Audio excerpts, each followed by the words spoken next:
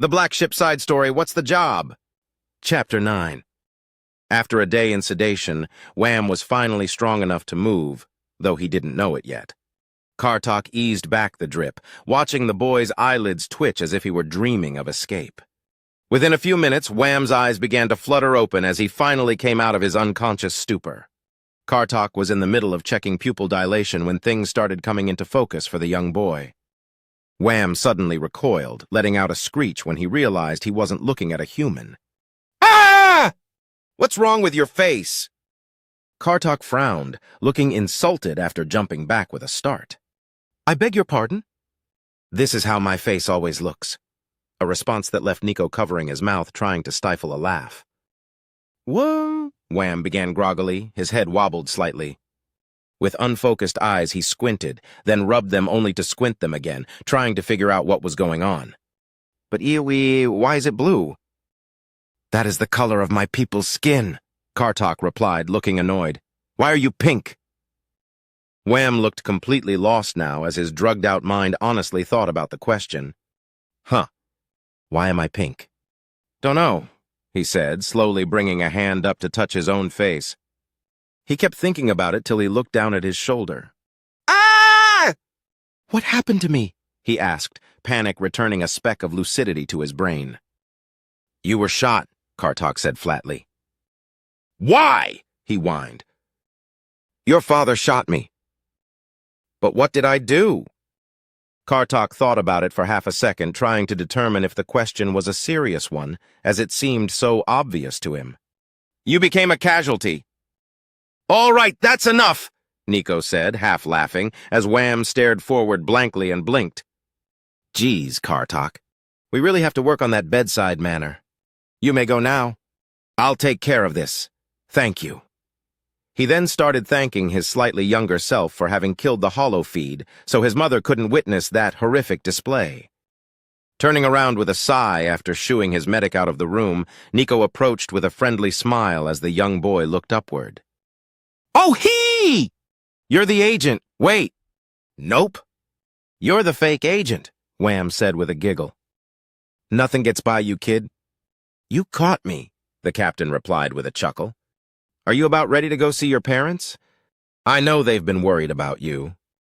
Oh, yes. I want to see them. And Weskel? He said, nodding his head enthusiastically. It would be nice if I could see Wyatt. He's my oldest brother. He's a baron, you know. Nico quietly brought a hover chair around as he let Wham drone on and on with amusement. But he's out there zooming all over the place, killing traitors and saving the princess! He reenacted with his hands moving all over like pretend void fighters shooting each other down. Or maybe she saved him, I forget. I see. And you want to grow up and be a pilot like him? Nico asked with a curious expression as he gently slid the boy over into the chair. Yees! Wham slurred ever so slightly. The captain just shook his head and laughed again. Well, maybe we can get to that another day. You never know what life will throw at you. For now, let's get you to your family. Ooh, Kay, Wham said in an exaggerated way as he flopped about in his chair, completely forgetting about his shoulder for the moment. Nico listened with surprising patience as they walked down the long corridors to the cell block. As they entered through the security doors, Winona was already pressing herself against the wall to see anything she could, with Wirt and Westcall also doing their best to see. Wham! They all called out as Nico deactivated the force fields holding them in with a simple thought. The captain quietly took a step back after releasing the boy to the arms of his loved ones, who rushed him with barely a thought of anything else. His head tilted ever so slightly as he took in the scene for a long moment. Finally, he turned to leave when the voice of Winona called out after him. Nico turned back, giving her a sideward glance when she said simply, "Thank you." "Don't thank me," he replied instantly. Kartok saved him. I'm the one who brought you here? Nico gave a curt nod and left after directing them back into their cells. Winona frowned at the response, unsure what to say. So instead, she made no reply as she went back to showering her youngest son with affection. Unbeknownst to the captain, he was being watched on the security monitors. Myra and Ada exchanged a curious look before turning off the display. The next day, Nico and Myra were walking down the hall toward the brig. Their boots impacting the metal floor was the only noise between them till they approached. "Why are we doing this, Captain?" Myra asked tiredly. "They're just prisoners. We won't even have them for long. Right?" Nico let a small smile slip onto his face as he gave her a sideward glance. "True, but this is going to be our toughest con yet. We'll be upsetting a lot of people. It wouldn't hurt us to make a few friends." "Couldn't you have roped Ada into this instead?" She groaned while quietly deciding if she was really buying the reasoning. Nico laughed. "You know she doesn't do children. Though between you and me, I'm still betting it's because she likes them and doesn't want to get attached." Myra couldn't help but grin. "After that stunt we pulled on Volantis, it's a little difficult picturing her as the doting mother with a tub full of kittens," she finished with a soft chuckle. He barked a laugh as they arrived. "No, perhaps not. But I can see many wanting to give her kittens," Nico finished with a chuckle, clearing his throat. With breakfast for the Staples having finished, the pair stepped in, the Staples' silent stares following them. "Good morning," Nico said casually, only coming to a stop once he was directly in front of them all. They all remained silent and bowed lightly, save for Wirt, who also added a quick, "My lord." "The crew and I were wondering if you would like to get out of these cells and have a walk about the ship for a time." "Yes!" Wham blurted out, desperate to get out of the boring cell before his parents quickly glared at him to remain silent. Weskel merely glared at the captain harder. Turning back around, Wirt continued, You're just going to let us walk around?" "Guarded, of course, but yes," he grinned. "I also had a couple of ideas to give the boys some extracurricular activities to keep their minds occupied. And in turn give you and Mrs. Staples some semblance of peace and quiet should you desire it." Wirt frowned, though a ghost of a smile tugged at the corners of his mouth as he turned to Winona. In the background, the boys exchanged looks, both finding themselves growing increasingly excited. "What extracurricular activities?" Winona asked cautiously. Nico shrugged. "Well, Wham expressed an interest in learning to fly like his brother. This is Myra," he said, gesturing to her. "She's my best pilot. She's volunteered to take Wham to our full-dive simulators for some flying lessons." Myra stiffened upon hearing her described as a volunteer. To her credit, however, she did manage to put on a convincing smile, despite her feelings to the contrary. Meanwhile, Wham gasped at the prospect and discreetly started patting his father on the back. "And as I recall, Wescal knows how to shoot. I wondered if he might like to do some shooting sims and target practice." A comment that likewise drew a similar, if subdued, gasp from Wescal as his glare slowly faded away. And before long, he too was discreetly patting his father on the back. "You are, of course, welcome to stay with them or go off on your own and explore a few of the crew amenities we have. Whichever you prefer," Nico finished. The thought of being separated from her boys at this time left Winona feeling uneasy, her arm reaching back just to grab her nearest son's arm. "No, I think we'll stay with them, my lord." "But why, my lord?" Wirt asked before making a decision. "Why what?" Nico asked in a pleasant tone. "Why show us kindness? We are nothing to you. Just, a what? A means to an end? Part of a ploy we don't understand?" Nico frowned slightly. Then he sighed. "Because you are innocent people plucked from your homes for nothing you did wrong. Because your son was wounded while I was meant to keep you all safe. I cannot change what is happening, but I see no reason why your time in my charge should be unpleasant." "And how long will that be, my lord?" Wirt asked nervously. Nico opened his mouth to speak, but stopped. After another moment's reflection, he tried again. "I honestly do not know." The captain drew in a slow breath and fixed Wirt with a hard stare. "And I am no lord. So you can stop calling me that. Captain will do just fine." He pushed a smile back onto his face as his gaze shifted between the two parents. Speaking in a much more chipper tone once more, he asked, "So, shall we be off? Or would you prefer to stay here?" Wirt and Winona shared a look before nodding gently. "I think we might take advantage of your offer, Captain," Wirt said a bit more happily. "Even I wouldn't mind stretching my legs a bit." I'll go with Wham, Winona declared. Then it sounds like I'll be going with Weskel, confirmed Wirt. Wonderful, Nico agreed. Winona, Wham? Again, this is Myra. She will show you to the simulators. He then turned to the other two. Wirt, Weskel, you're with me. And I'm pleased you're the one joining us, Wirt, he said as a cheeky grin appeared. That way we can get you some practice as well, he finished while turning on the balls of his feet at the same moment, barely able to contain a small fit of laughter as he led the way to the shooting range. Wirt's smile instantly vanished as a scowl took its place before he begrudgingly followed the captain. So how long have you been flying? An enthusiastic Wham gushed. More than half your life, Myra replied, much less enthusiastically. How old are you anyway? It's rude to ask a lady her age. So you are a lady? You know, a noble? Wham! Chastised his mother as Myra gave the boy a sideward glance. What? I was just asking, he said, looking a bit deflated. Myra looked at an embarrassed Winona, who was mouthing an apology before turning back to Wham. Yes, I'm a lady.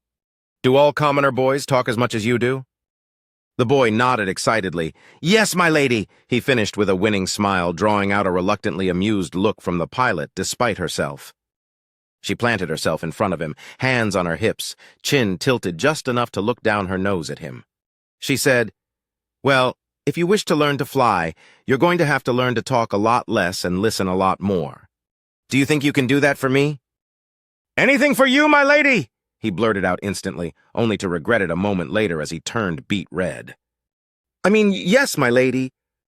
Myra raised an eyebrow at Wham as Winona muttered something into her palms from her place behind her son. The pilot stared at him for a long moment before sighing. Good. Let us proceed. She spun smartly on her heels and continued marching toward the flight simulators. While they walked, Myra explained the equipment he'd be working with, startup procedures, etc. Much to her surprise, he was actually picking up on it all rather well. Though, as they were arriving at the training area, Wham raised his hand. Yes. What is it? I don't have a flight suit. How am I supposed to do all the prep work? He asked, looking concerned. Yes. I too am confused, Winona confessed. I thought he was just going to get to spend a bit of time in one of those full dive games he kept going on and on about back on Volantis. Myra smiled at him and gestured toward the lockers. Draped on a hanger was a crisp, new flight suit and helmet that fit him perfectly. We don't have any game consoles, or whatever it is you're talking about here. We only have the real training rigs. So the captain ordered a fresh flight suit to be made from our fabricators yesterday. Wham gasped loudly and ran to his gear. He held it and squeezed it, and started jumping up and down with excitement, whooping and hollering loudly as he scrambled to get the helmet on. So enjoy it! It's yours! She called out. The two women both chuckled, watching Wham lose his mind over the gift before Winona leaned in and whispered, I still don't understand what is going on or why the captain is doing this for us, but thank you. I can't say I've seen him this excited since... Her words stuttered to a stop as her gaze momentarily dropped to the floor. Since he found out his brother had been made a knight banqueter? No, that's not right. Baba Banneret? Yes, that was it. Knight Banneret! Myra let slip a brief look of concern at the mother's hesitation. What did he do when he found out? Winona rolled her eyes, a smile returning. Oh, they all have a bad habit of... Her words were cut off by the sound of Wham collapsing to the floor. Myra immediately responded by lunging for Wham. What's happening? Fainting when overly excited. Winona finished, joining Myra with a hint of laughter, only after finishing her thought. Wait. So he's fine? Myra asked uncertainly. Oh, yes. Very much so, Winona mused while now cradling her son, who had at least managed to climb into his flight suit before losing the fight with unconsciousness. The pilot looked at the pair with a bit of confusion, but then turned to leave. Just stay here. I'll be right back. A few minutes later, Wham woke up with a start, gasping for air as he started flailing his arms about, trying to stop whatever was falling on his face. Myra smirked as she dumped the last of the small cup of water onto him. Wake up now. We didn't go through all this effort just to have you sleep through everything. Who? What? As Wam's eyes came back into focus, they settled on Myra. He instantly flashed a goofy grin. Oh, hi! My lady, he quickly added before jumping back to his feet. Yes, of course, he added as he frantically started looking for his helmet. Winona only smiled from her position on the floor, handing up his helmet when he finally turned around to find it. Here you are, dear. Thanks, Mom, he said before throwing the helmet on his head. Myra playfully rolled her eyes before leading Wham over to the flight simulator. They spent the next short while going over some of the basic flight controls and getting him oriented to where they were all located. After he had finally managed to show he had a decent enough grasp on where things were, he looked at Myra with what appeared to be a hopeful grin while he gestured to the seat. So are we ready to go? Are you coming in?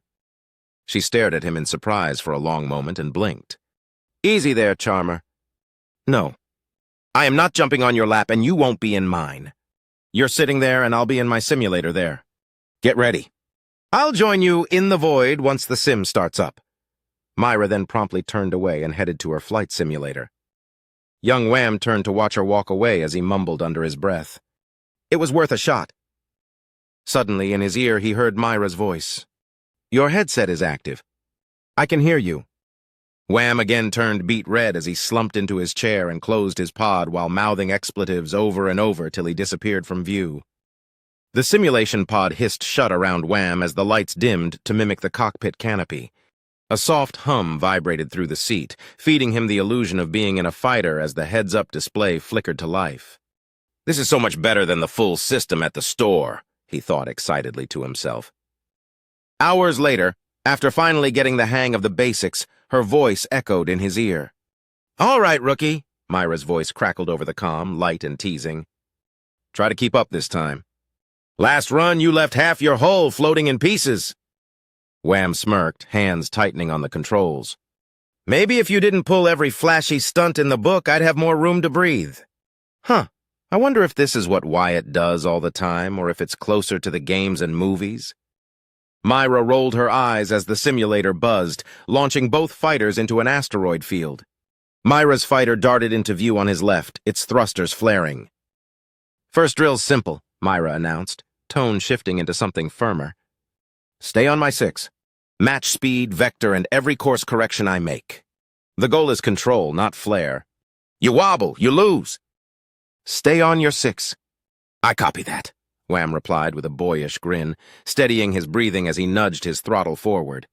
His fighter shot ahead, inertia pressing him into the seat as stars streaked past. He adjusted pitch, then yaw, keeping the crosshairs of his HUD locked on Myra's tail. Myra suddenly banked hard into a roll, diving down through a cluster of glowing asteroids. Wham's heart skipped, but his hand stayed quick. Not bad, Myra's voice carried a grin. You're still here. Piece of cake, he shot back, trying to sound confident while his teeth clenched as he followed her into the tight spiral. The asteroid field closed in, edges glowing with simulated collision warnings, and Wham's nerves sharpened. This wasn't about shooting, not yet. It was about trusting the ship and himself. All right, Myra said, pulling them both into a narrow gap. Lesson 2, trust your instincts. Don't stare at the rocks. Fly the path. The fighters weaved through the field, their glowing thrusters cutting arcs of light against the dark. Wham felt his pulse pounding, but for the first time he wasn't lagging behind. Good, Myra praised. Now it's time for the hard stuff. The hard stuff, Wham said with a gulp. Truthfully, though, he was loving every second. On the other side of the training area in the center of the ship, Nico, Wirt, and Weskel were entering a shooting range. Wirt, Weskel, called Nico. Before we get started, I'm going to have you watch a holovid on gun safety. My apologies if that sounds boring, but I don't know your proficiency levels. And this way, if I see you do anything stupid afterward, I'll know you're doing it on purpose and can act accordingly. His veiled warning was spoken in an unnervingly calm tone. He even had a smile on while saying it. After drilling the basic safety standards into their heads, the trio moved to the range. It was an impressive 100-meter indoor range set above the full gym facilities beneath it. Nico directed them each to their own slot where a small selection of pistols and rifles were laid out. The Staples looked at him in confusion, but Weskel spoke up. "You're just going to let us use actual loaded firearms?" "Why?" Nico fired back quickly with a grin. "Are you planning on taking me hostage or killing me?" Wirt shook his head quickly. Meanwhile, Weskel did so more slowly, his gaze focused on Nico. After a few seconds, he turned his gaze away. "Good. Because your odds of succeeding just in that are almost zero. Then you'd have to deal with my security detachments, overcome Amara before you learn how to fly a Corvette-class ship on your own, all before you learn cybersecurity to hack through my encryption, keeping my navigational charts secured." His grin widened as he leaned it closer. "I'm not worried, boys. Look, just know that even if you kill me, there's precisely nothing you can do to get back to Volantis. Let's just have some fun. If it helps you, don't think of yourselves as prisoners or cargo, but as my guests. Sound fair?" Nico winked, then gestured for them to take their positions and put on their safety gear. Wirt and Weskel looked at each other and nodded before turning to take their positions. "First, we'll start with pistols at 7 meters. Wirt, let's start with you. Show us what you got," the captain encouraged. Wirt slowly picked up the weapon, looking it over carefully before picking up the magazine and sliding it into its slot with a satisfying click. Nico then talked him through the process of holding the pistol properly, sight alignment, controlled breathing, etc. Once done, Nico gave the order, "Fire." The shot rang out, sending a loud, echoing bang down the length of the range as Wirt started to smile. "How was that, Captain?" Nico pursed his lips, trying to stay serious. As he began to nod, he looked to Wirt and clapped him on the shoulder. "At 7 meters, that's not bad for your first time. You at least hit the paper, and that's what we're going for. Let's, go for a couple more rounds, yeah?" Wirt's shoulders slumped slightly. He knew the captain was just being polite. Nevertheless, in short order, 2 more rounds were sent downrange with similar results. To which Nico nodded and smiled. "All right, let's see how well Wescal can shoot." Having watched everything Nico had done to set things up, the second the captain turned his attention to him and without waiting for orders, Wescal immediately set the target out to 15 meters to start. Within a mere few seconds, Wescal had the pistol in hand, loaded, aimed, and 3 rounds fired into the target. Nico's eyebrows shot up in surprise. The man glanced at Wescal before bringing the target back into arm's reach. Seeing the shots were all within a few centimeters of the bullseye, he huffed. "What did you say you had experience in again?" "I didn't," Wescal replied with a smirk. Seeing the captain eye him seriously, he gulped. "Hunting captain?" Was? It doesn't matter now, I suppose. I'm a Clixall hunter, Captain. Clixall are the same big stupid birds that attacked us when you were taking us to your ship. Though I'm better with my rifle. Huh.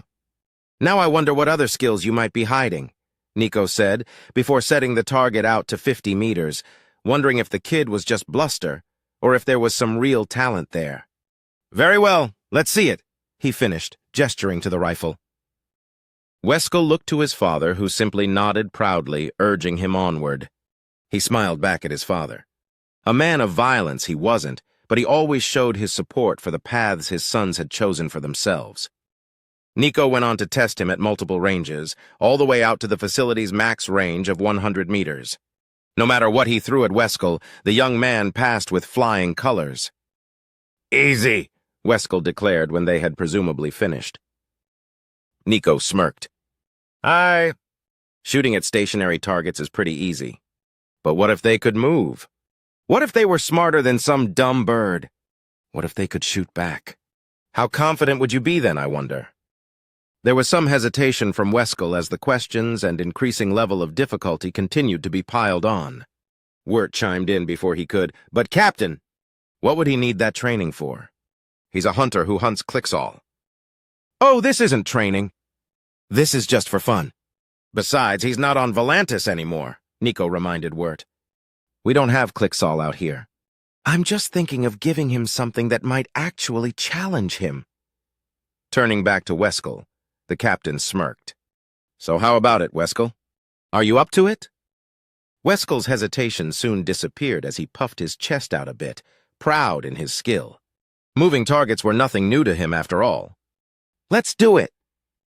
Nico took the pair to a locker room where, similarly to Wham, a specialized training suit and helmet were waiting for him. Weskel looked over the gear with wonder, his eyes scanning every detail. Go ahead, put it on. It's yours. Weskel stared at him with confusion, his brow furrowed deeply as he tried to determine if the captain was being serious or not. Nico chuckled. You're going to need a suit if you want to come back and practice more, right? Weskel and Wirt both had questions running in their minds from that last comment, but neither decided to press the matter. Instead, Weskel simply nodded, smiled wider, and changed into the training suit. Once suited up, Nico got him hooked into the system.